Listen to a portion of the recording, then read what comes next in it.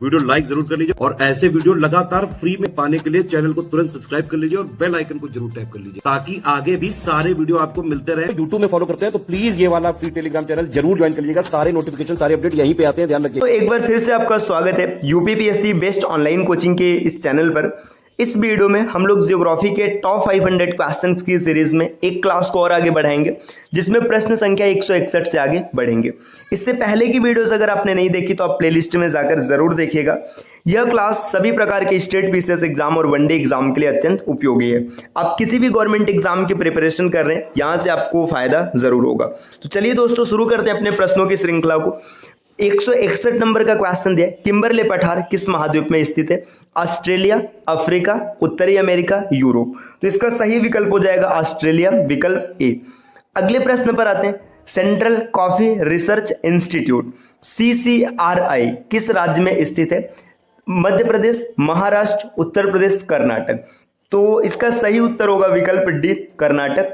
अगले प्रश्न पर आते हैं, प्रश्न संख्या 163, नारायण सरोवर अभयारण्य किसके लिए प्रसिद्ध है? बाघ, एक सींग वाले गैंडा, चिंकारा, सारस। तो नारायण सरोवर अभयारण्य जो प्रसिद्ध है ये चिंकारा के लिए प्रसिद्ध है, विकल्प सी इस प्रश्न का सही उत्तर बन जाएगा। ये भी पॉइंट याद रखिएगा दोस्तों, नारायण सरोवर अभयारण्य कच्छ गुजरात में स्थित है, इसे डेजर्ट फॉरेस्ट भी कहा जाता है। अगला प्रश्न दिया है यहाँ पर, केंद्रीय समुद्री मत्स्य अनुसंधान संस्थान CMFRI कहाँ स्थित है? बात मछली की है तो ये कोच्चि में हो जाएगा, विकल्प बी। अगले प्रश्न पर आते हैं, प्रश्न संख्या 165 नंबर का क्वेश्चन दिया है, हार्नबिल महोत्सव किस राज्य में मनाया जाता है? राजस्थान, उड़ीसा, तमिलनाडु, नागालैंड। 165 का सही विकल्प हो जाएगा, विकल्प डी, नागालैंड। अगला प्रश्न दिया है 166, रेणुका झील किस राज्य में स्थित है? 4 विकल्प दिया है, हिमाचल प्रदेश, केरल, असम, त्रिपुरा। रेणुका झील ये स्थित है हिमाचल प्रदेश में, विकल्प ए इस प्रश्न का उत्तर बनेगा। प्रश्न संख्या 167 दिया है, मृगवानी राष्ट्रीय उद्यान किस प्रदेश में? तेलंगाना, उत्तर प्रदेश, महाराष्ट्र और असम। तो इसका सही उत्तर हो जाएगा तेलंगाना। मृगवानी राष्ट्रीय उद्यान, Mrugavani national park is located in Telangana, विकल्प ए। प्रश्न संख्या 168, चंदोली राष्ट्रीय उद्यान किस प्रदेश में है? तो इसका सही विकल्प हो जाएगा, देखिए असम, उत्तर प्रदेश, पुडुचेरी, महाराष्ट्र। तो इनमें से महाराष्ट्र इसका सही उत्तर बनेगा। चंदोली राष्ट्रीय उद्यान महाराष्ट्र में स्थित है। प्रश्न संख्या 169, इंडोनेशिया की नई राजधानी नूसंतारा किस द्वीप पर स्थित है? दोस्तों देखिए, इससे पहले इंडोनेशिया की राजधानी जकार्ता थी। अब जकार्ता डूबने के कगार पर है, तो जब जकार्ता डूबने के कगार पर है तो इंडोनेशिया ने अपनी राजधानी परिवर्तित कर ली और इसे नूसंतारा बना दिया। तो नूसंतारा वर्तमान में बोर्नियो द्वीप पर स्थित है, विकल्प ए इस प्रश्न का उत्तर बन जाएगा। यहां से आप अनुमान लगा सकते हैं कि ग्लोबल वार्मिंग किस हद तक नुकसानदायक हो सकते हैं। आज द्वीप जो तटीय देश है, जो तट के पास है, समुद्र के पास है, वो डूब रहे हैं, कल को सबका नंबर आएगा। तो इसलिए ग्लोबल वार्मिंग पर कंट्रोल करने की विशेष आवश्यकता है। जितने भी ऐसे स्रोत हैं जिनसे कार्बन का इमिशन होता है उसे थोड़ा थोड़ा कम कर रहे हैं, पौधे लगाने की आवश्यकता है, इन सब चीजों पर विशेष ध्यान देने की आवश्यकता है। प्रश्न संख्या 170, काल वैसाखी या नॉर्वेस्टर्स में उत्पन्न होते हैं। तो देखिए यहाँ पे ये आपको बताना है कि जो नॉर्वेस्टर्स है ये कहाँ उत्पन्न होते हैं? तो छोटा नागपुर पठार में, विकल्प ए इस प्रश्न का उत्तर बन जाएगा। प्रश्न संख्या 171, भारत का एकमात्र जिला कौन सी है जिसकी सीमा 4 राज्यों से मिलती है? गाजियाबाद, सोनभद्र, हनुमानगढ़, धौलपुर। तो देखिए इन विकल्पों में से सोनभद्र सही होगा, विकल्प बी। सोनभद्र भारत का इकलौता जिला है जिसकी सीमा 4 राज्यों से लगती है। सोनभद्र उत्तर प्रदेश का एक जिला है, ये भी याद रखिएगा। अब कौन कौन से ऐसे वे 4 राज्य जिनसे सोनभद्र की सीमा लगती है? तो मध्य प्रदेश, छत्तीसगढ़, झारखंड और बिहार। तो दोस्तों ये 4 हो गए। अगर कभी दिशा वाइज प्रश्न पूछ ले कि किस दिशा में कौन है तो ये भी याद रखिएगा। मान लीजिए यहाँ पे सोनभद्र है ना, तो इसके उत्तर में उत्तर प्रदेश का मिर्जापुर जिला, इसे याद रखना, मिर्जापुर जिला है ना। अगर दक्षिण की बात किया जाए तो दक्षिण में छत्तीसगढ़ है, पूर्व में इसके बिहार और झारखंड है, बिहार है और झारखंड, और पश्चिम में मध्य प्रदेश है। तो ये भी पॉइंट याद रखिएगा, सोनभद्र के उत्तर में मिर्जापुर है, दक्षिण में छत्तीसगढ़ है, पूर्व में बिहार और झारखंड और पश्चिम में मध्य प्रदेश है। चलिए दोस्तों अब अगले प्रश्न पर आते हैं। प्रश्न संख्या 172, चित्रकूट जलप्रपात को भारत का नियाग्रा जलप्रपात की संज्ञा दी जाती है, किस नदी पर है? देखिए चित्रकूट जलप्रपात, इसे नियाग्रा जलप्रपात भी कहते हैं, किस नदी पर है? सबसे पहले तो चित्रकूट नाम देख करके ये कंफ्यूज मत होइएगा कि उत्तर प्रदेश में, ये उत्तर प्रदेश में नहीं है दोस्तों। ये स्थित है इंद्रावती नदी पर। इंद्रावती नदी छत्तीसगढ़ में, छत्तीसगढ़ का बस्तर जिला, ये याद रखिएगा। तो ये उत्तर प्रदेश में नहीं है, इसे याद रखिएगा। अब अगले प्रश्न पर आते हैं, प्रश्न संख्या 173 दिया, टोन्स किस नदी की सहायक नदी है? तो टोन्स दामोदर नदी की सहायक है, इसका सही उत्तर हो जाएगा विकल्प बी। दामोदर नदी के बारे में याद रखिएगा, इसे बंगाल का शोक कहा जाता है। अगला प्रश्न दिया है, प्रश्न संख्या 174, मूलिंग ला दर्रा किस राज्य या केंद्र शासित प्रदेश में? तो मूलिंग ला दर्रा ये उत्तराखंड में, विकल्प सी इस क्वेश्चन का सही उत्तर बनेगा। प्रश्न संख्या 175, ग्रेट हिमालयन नेशनल पार्क किस राज्य में स्थित है? Great Himalayan national park Uttarakhand में स्थित है, तो 75 का सही उत्तर बन जाएगा। माफ कीजिएगा दोस्तों, ग्रेट हिमालयन नेशनल पार्क ये हिमाचल प्रदेश में स्थित है, विकल्प सी इसका सही उत्तर बनेगा। प्रश्न संख्या 176 दिया, स्वर्णिम पैगोडा का देश किसे कहा जाता है? तो स्वर्णिम पैगोडा का देश कहा जाता है म्यांमार को, म्यांमार इसका सही उत्तर बनेगा, विकल्प बी। अगला प्रश्न है, प्रश्न संख्या 177, जैवमंडली सुरक्षित क्षेत्र सिमलीपाल किस राज्य में स्थित है? देखिए सिमलीपाल उड़ीसा का एक क्षेत्र है, तो विकल्प बी इस प्रश्न का उत्तर बनेगा। प्रश्न संख्या 178, राष्ट्रीय सुद्धर संवेदन केंद्र का मुख्यालय कहाँ है? नेशनल रिमोट सेंसिंग सेंटर का जो हेड क्वार्टर है कहाँ पर है? तो इसका हेड क्वार्टर है हैदराबाद, विकल्प बी इस प्रश्न का उत्तर हो जाएगा। प्रश्न संख्या 179, निम्नांकित नगरों में कर्क रेखा से निकटतम दूरी पर स्थित है? तो देखिए कर्क रेखा से जो निकटतम सबसे नजदीक की बात करेंगे तो अगरतला है, विकल्प ए इस प्रश्न का उत्तर सही हो जाएगा। अगरतला में एक जगह है उदयपुर, है ना, उदयपुर, ये अगरतला त्रिपुरा में स्थित, तो यही इसका उत्तर बनेगा, अगरतला। प्रश्न संख्या 180, भारत का सुधर दक्षिण में इंदिरा पॉइंट निम्नलिखित में से कहां पर स्थित? देखिए इंदिरा पॉइंट की बात की जा रही है। इंदिरा पॉइंट भारत का सबसे दक्षिणतम बिंदु है, जो कि अंडमान निकोबार द्वीप समूह में स्थित है। तो देखिए यहाँ पे अंडमान निकोबार नहीं दिया, इसमें अलग अलग कर दिया, ग्रेट निकोबार, छोटा निकोबार, कार निकोबार, तो ये ग्रेट निकोबार पर स्थित है, विकल्प सी इस प्रश्न का उत्तर बन जाएगा। इसे कौन सा स्थान भारत का ग्रीनविच कहा जाता है? यही डेटा यहाँ पर इंग्लिश में दिया है, which one of the following places is called Greenwich of India? तो 4 विकल्प दिए, रोहतक, अवंती, उज्जैन और कुरुक्षेत्र, तो इसका जो सही उत्तर हो जाएगा उज्जैन। उज्जैन को भारत का ग्रीनविच कहा जाता है, विकल्प सी।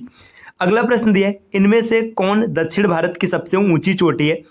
Which of the highest peak of south India? तो आपको ये बताना है इसमें से साउथ इंडिया का हाईएस्ट पीक कौन सा है? तो साउथ इंडिया का जो हाईएस्ट पीक है ये अनाईमुडी है, इसका सही उत्तर होगा विकल्प ए। चलिए दोस्तों बढ़ते हैं आगे अगले क्वेश्चन पर। अगला क्वेश्चन दिया प्रश्न संख्या 183, निम्नांकित राज्यों में से कौन छोटा नागपुर पठार का भाग नहीं है? तो देखिए यहाँ पर 4 विकल्प दिए, बिहार, झारखंड, उड़ीसा और पश्चिम बंगाल। तो इसमें जो बिहार है, बिहार छोटा नागपुर पठार का भाग नहीं है, तो इसका सही उत्तर हो जाएगा ए बिहार। आप एक डेटा कमेंट करके बताइएगा कि कितने राज्य छोटा नागपुर पठार के हिस्से में आते हैं। हिमालय काट कर एवं बह कर आने वाली नदियां हैं, तो कौन सी ऐसी नदियां जो हिमालय को काट करके आती हैं? तो ब्रह्मपुत्र, सतलुज और सिंधु, विकल्प 20 प्रश्न का उत्तर बन जाएगा। 184 का सही उत्तर बनेगा विकल्प बी। अगले प्रश्न संख्या 185 दिया है, भागीरथी नदी निकलती है, भागीरथी ऑरिजिनेट्स फ्रॉम? तो भागीरथी नदी का जो उद्गम स्थल है गोमुख है, विकल्प ए इस प्रश्न का सही उत्तर बनेगा। प्रश्न संख्या 186 दिया है, निम्न में से किस नदी के तट पर गोरखपुर स्थित है? तो गोरखपुर स्थित है राप्ती नदी के तट पर, विकल्प सी इस प्रश्न का उत्तर बन जाएगा। आप ये कमेंट करके बताइएगा कि सरयू नदी के तट पर कौन सा शहर स्थित है। अगले प्रश्न पर आते हैं, प्रश्न संख्या 187 दिया है, सुंदरवन डेल्टा का निर्माण करने वाली नदियां हैं। Sundarban delta is formed by the rivers. तो सुंदरवन डेल्टा जो बनता है ये गंगा और ब्रह्मपुत्र नदी से मिल करके बनता है। गंगा नदी ब्रह्मपुत्र के साथ मिलती है और बंगाल की खाड़ी में गिरने से पहले सुंदरवन डेल्टा का निर्माण करती है। तो इस प्रश्न का सही उत्तर हो जाएगा विकल्प ए गंगा और ब्रह्मपुत्र। आगे दिए, भारत की सबसे लंबी प्रायद्वीपीय नदी कौन सी है? देखिए प्रायद्वीपीय नदी मतलब जो दक्षिण भारत की नदियां वो प्रायद्वीपीय नदियों की श्रेणी में आती हैं। तो यहाँ पर 4 विकल्प दिए, नर्मदा, गोदावरी, महानदी और कृष्णा। तो भारत की सबसे लंबी प्रायद्वीपीय नदी गोदावरी नदी है, जिसे कि दक्षिण की गंगा नाम से भी जाना जाता है, याद रखिएगा। आगे दिए नेक्स्ट अगला क्वेश्चन, प्राचीन भारतीय ऐतिहासिक भूगोल में रत्नाकर नाम सूचक था। तो प्राचीन भारतीय ऐतिहासिक भूगोल जब देखें उसमें रत्नाकर शब्द जो था ये सूचक था हिंद महासागर का। तो इस प्रश्न का सही उत्तर बनेगा हिंद महासागर, विकल्प सी। हिंद महासागर को रत्नाकर नाम दिया जाता था। गंगा नदी के किनारे बसे शहरों में सबसे बड़ा शहर कौन सा है, आपको ये बताना है। तो गंगा नदी के किनारे जितने भी शहर बसे हैं उसमें सबसे बड़ा शहर है कानपुर, विकल्प सी इस प्रश्न का उत्तर बनेगा। दोस्तों अगर आप टीम के पेड कोर्सेज से जुड़ना चाहते हैं पीसीएस के कंप्लीट प्रिपरेशन के लिए तो इन दिए गए नंबर पर कॉल या व्हाट्सएप करके आप टीम के पेड कोर्स से जुड़ने की प्रक्रिया समझ सकते हैं। ये ज्ञान सर का व्हाट्सएप नंबर है, आप यहाँ से व्हाट्सएप के माध्यम से भी जानकारी प्राप्त कर सकते हैं। और उनके 191 दिया हुआ है। संथाल परगना में लगने वाला दुमका का हिजला मेला किस नदी के तट पर आयोजित होता है। तो देखिए जो दुमका का हिजला मेला है याद रखिएगा महत्वपूर्ण है, ये आयोजित होता है मयूराक्षी नदी के तट पर, विकल्प सी इस प्रश्न का उत्तर बनेगा। प्रश्न संख्या 192 दिए, किस नदी पर विश्व का सबसे बड़ा नदी द्वीप है। तो विश्व का सबसे बड़ा नदी द्वीप है ब्रह्मपुत्र नदी पर। इस नदी द्वीप का नाम क्या है ये कमेंट करके जरूर बताइएगा। प्रश्न संख्या 193 दिया हुआ है, श्रीहरिकोटा द्वीप अवस्थित है। तो जो श्रीहरिकोटा द्वीप है ये पुलिकट झील के समीप स्थित है, विकल्प सी इस प्रश्न का उत्तर बनेगा। प्रश्न संख्या 194 दिया हुआ है, किस देश को दक्षिण का ब्रिटेन कहा जाता है। तो दक्षिण का ब्रिटेन कहा जाता है न्यूजीलैंड को, न्यूजीलैंड इस प्रश्न का उत्तर बनेगा, विकल्प बी। प्रश्न संख्या 195 दिया, दक्षिणी ध्रुव तक पहुंचने वाले प्रथम व्यक्ति कौन थे। एमंडसन पहले ऐसे व्यक्ति तो जो दक्षिणी ध्रुव तक पहुंचे थे। अगला प्रश्न दिया है प्रश्न संख्या 196, अंटार्कटिक पहुंचने वाले प्रथम भारतीय कौन थे।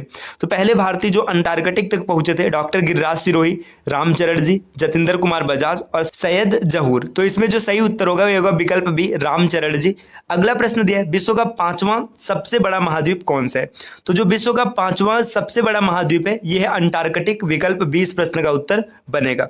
नेक्स्ट अगले क्वेश्चन पर आते हैं। अगला क्वेश्चन दिया क्वेश्चन नंबर 198, भारत का मानक समय रेखा कितने राज्यों से होकर जाता है। देखिए भारत का मानक समय रेखा जिसको आईएसटी के नाम से जाना जाता है, इंडियन स्टैंडर्ड टाइम, ये जो रेखा ये भारत के 5 राज्यों से होकर के गुजरता है। तो इसका सही उत्तर विकल्प बी बनेगा। अगर कभी राज्य पूछ ले तो राज्य याद रखिएगा यूपी, एमपी, छत्तीसगढ़, उड़ीसा और आंध्र प्रदेश। तो ये 5 राज्य जहां से ये होकर के गुजरता है। इसमें छत्तीसगढ़ याद रखिएगा, छत्तीसगढ़ ऐसा राज्य है जिसमें कर्क रेखा और आईएसटी दोनों एक दूसरे को क्रॉस करती है। आगे दिए तटीय सीमा की लंबाई के आरोही क्रम में सजाइए। आपको बताना है कि तटीय सीमा के का जो क्रम होगा वो कैसा आएगा। तो देखिए यहाँ पे इस प्रश्न को सॉल्व करने से पहले कुछ जानकारी हम लोग समझते हैं। देखिए जो भारत की तटीय सीमा है कुल 9 राज्यों के साथ बनती है, जिसमें से देखिए ये मान लीजिएगा ये तट है ना, ये ऐसे तट हो गया। तो 5 राज्य इधर है जिनको कि पश्चिमी तट कहते हैं और 4 राज्य इधर है जिन्हें पूर्वी तट कहते हैं। इसमें सबसे पहले गुजरात, गुजरात के बाद महाराष्ट्र, फिर गोवा, कर्नाटक और केरल। ये 5 पश्चिमी तट पर है और पूर्वी तट पर है तमिलनाडु, आंध्र प्रदेश, इसके बाद यहाँ पर उड़ीसा और उड़ीसा के बाद पश्चिम बंगाल। ये कुल 9 राज्य जो तटीय सीमा बनाते हैं। इनमें अगर इनके लंबाई के क्रम की बात करेंगे तो ओवरऑल क्रम अगर देखा जाए तो सबसे लंबा जो तट है ये गुजरात का, सबसे लंबा तट गुजरात का। गुजरात के बाद आंध्र प्रदेश का तट लंबा है ना। आंध्र प्रदेश के बाद तीसरे नंबर पर है तमिलनाडु, चौथे नंबर पर है महाराष्ट्र, 5वें नंबर पर तट है केरल का, 6वें नंबर पर है उड़ीसा का, 7वां जो तट है ये तट है कर्नाटक का। कर्नाटक के बाद पश्चिम बंगाल का तट है और सबसे छोटा जो तट है ये गोवा का तट है। तो देखिए 9 के 9 हो गए। अब इनको अरेंज करना है। देखिए यहाँ पर कितने दिए, खाली 4 दिए, तमिलनाडु, महाराष्ट्र, गुजरात, आंध्र प्रदेश। इन्हें आरोही क्रम में लगाना है। आरोही का मतलब सबसे पहले सबसे छोटा, फिर उससे बड़ा, फिर उससे बड़ा, फिर उससे बड़ा, लास्ट में सबसे बड़ा। तो देखिए गुजरात सबसे बड़ा है, मतलब गुजरात जो तीसरा ये दिया तीसरा सबसे लास्ट में आएगा। तो यहाँ पर या तो विकल्प बी उत्तर बनेगा या तो विकल्प सी बनेगा। गुजरात सबसे लास्ट में आएगा। गुजरात के बाद देखिए दूसरे नंबर पर आंध्र प्रदेश आएगा, तो इसके बाद इसके पहले 3 आएगा। फिर इसके बाद देखिए और आगे बढ़ेंगे तो महाराष्ट्र और तमिलनाडु में तमिलनाडु आएगा। तमिलनाडु का मतलब एक आएगा, तो 2143 इस प्रश्न का सही उत्तर बनेगा। विकल्प सी क्वेश्चन का सही उत्तर बन जाएगा। तो दोस्तों और बढ़ते हैं आगे अगले प्रश्न पर। प्रश्न संख्या यहाँ पर 200 दिया हुआ है, 200 नंबर का है। 2011 के अनुसार भारत की में कुल साक्षरता कितने प्रतिशत है। तो 2011 के अनुसार देखेंगे तो भारत की कुल साक्षरता 74.04% रही थी। विकल्प 20 का सही उत्तर बनेगा। तो ये हम लोग और क्लास रही हम लोगों की, जिसमें कि हम लोग ज्योग्राफी के टॉप 500 प्रश्नों की सीरीज में एक क्लास और आगे बढ़े हैं। ये क्लास निरंतर चलती रहेगी जब तक कि हम लोग 500 प्रश्नों का पूरा डिस्कशन नहीं कर लेते हैं। और ये क्लास अत्यंत इंपॉर्टेंट है सभी प्रकार के एग्जाम्स के लिए। तो अगर आपने वीडियो को अभी तक लाइक नहीं किया, लाइक जरूर कर दीजिएगा। चैनल पर अगर पहली बार विजिट किया तो सब्सक्राइब करना ना भूलेगा।